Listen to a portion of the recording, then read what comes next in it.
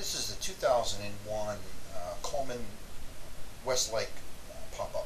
You see it has king beds, one on either end. What you're looking at here is a product known as Reflexix. It's custom cut. There's one on each bunk end. It's holding by clips. It won't blow off. And I can't tell you how incredibly this keeps the sun from heat of the sun can penetrate inside the bunk end. Also in the wintertime, same thing. It keeps it warm inside. It rolls up and stays in the camper when it's not in use. Here's a telescopic TV antenna pole. You see it had a mount at the bottom. It's permanently in place. Had a Velcro mount along the side there, and there's an antenna that goes quite high.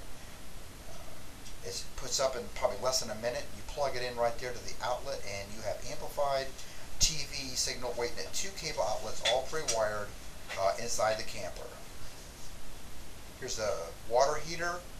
It's a 5-gallon water heater supplying heat to the sink and the shower.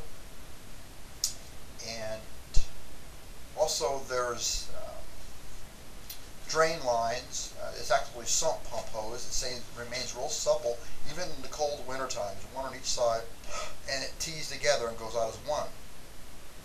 Underneath the bunk ends, there's PVC poles that act as clothes drying lines. You'll never need a clothesline. These clip up in place for when the camper's folded up. And you just pull them down, and there's straps that hold about 6 inches low. As you see, there's 4 across the back and 2 shorter ones in the front. I think there must be about 30 feet total in all. You'll never need to use a clothesline. And here's some items that are hanging up to dry. Since it's underneath the bunk end, if it rains, the stuff doesn't get even more wet. And it's out of the way. It's a great modification. Take a tour on the inside. Looking at a 3-burner stove. There's a porcelain sink. There's a water faucet. It's a residential water faucet installed professionally. It'll probably outlast the camper. The one that came in, it was very, very inexpensive, and it wore out very quickly. There's a stand. That's a multiple-use stand. It's the same exact height as the countertop on either side. It can act as a TV stand or a food prep area. It's very handy, very lightweight, and very sturdy.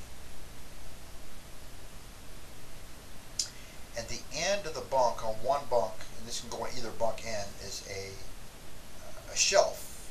It's a bunk end shelf. It just clips onto the side. You just clip it on or clip it off.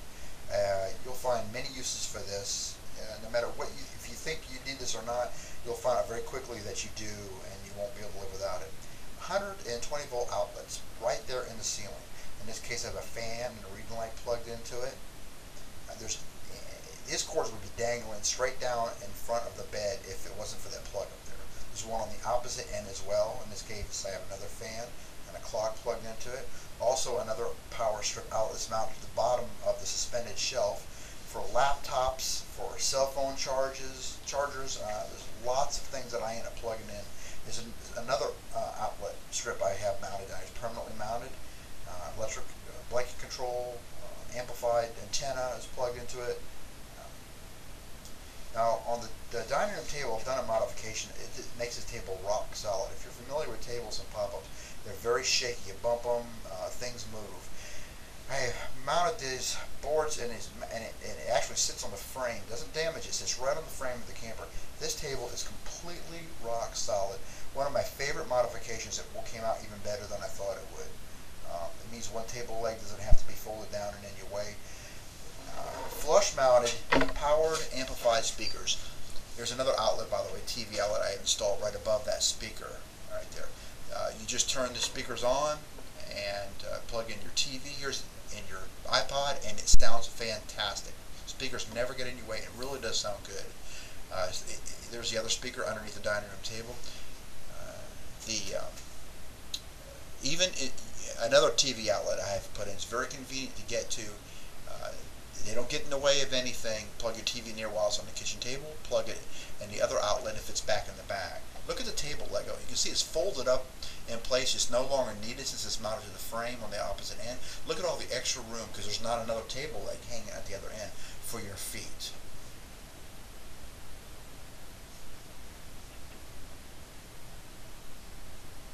Now, storage is always a problem in the pop-up.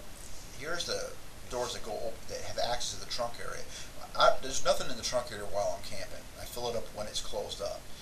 So I have a bin that I put in there, and if you use a bin the right size, you can get in there, and there's one whole person's clothes in there out of the way, leaving drawers available for somebody else.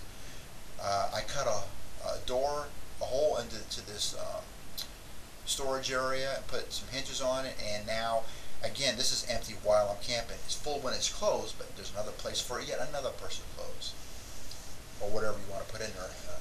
Built-in VHS DVD player. It doesn't get in the way of anything.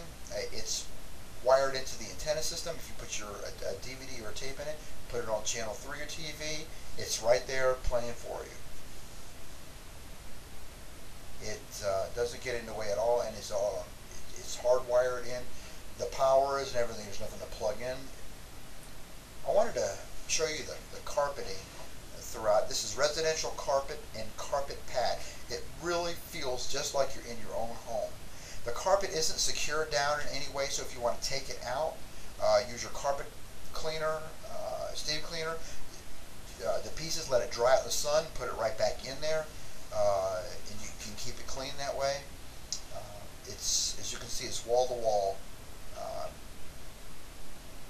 This is one of 3 suspended shelving. This is a 4 square foot piece. It stays in place. It doesn't ever need to get removed when you close the camper up. It stays right there and it folds up. You don't never have to even remove it. This is above the dining room table. Never will be in your way. Here's another set of shelves, a larger set of shelves. You can really load these things up. Plenty of things in here that you can put on these shelves. I'm surprised that they don't put these in other campers. I doubt you'll see a shelving system like this in any other pop-up. Another set of shelves is where I personally keep all my food items. I don't know where I would put this stuff if it wasn't for these shelves. I clip my light to the shelves, and they can hold a lot of weight too. Now if you'll notice, it's a paper towel holder there as well, and on the corner of the bottom shelf closest to the sink, it's mounted to the sink enclosure itself, so there's no chain necessary there to be in your way. So it's all open right there on the bottom shelf. There's plenty of room. That turned out to be a great thing for us to have. Here's an outlet that was professionally installed. This outlet is all hooked up into the camper electrical system. It's completely independent. And so anything you plug in there, it won't work unless you go outside and find the plug that's mounted right below it. This is on the street side of the camper. The power post would be located. You plug a power cord into it and plug the other end into the 20 amp receptacle in the post. It's usually a 30 amp and a 20 amp. And now you have another 20 amps that is completely independent from the 30 amp system, giving you 50 amp capability within your camper.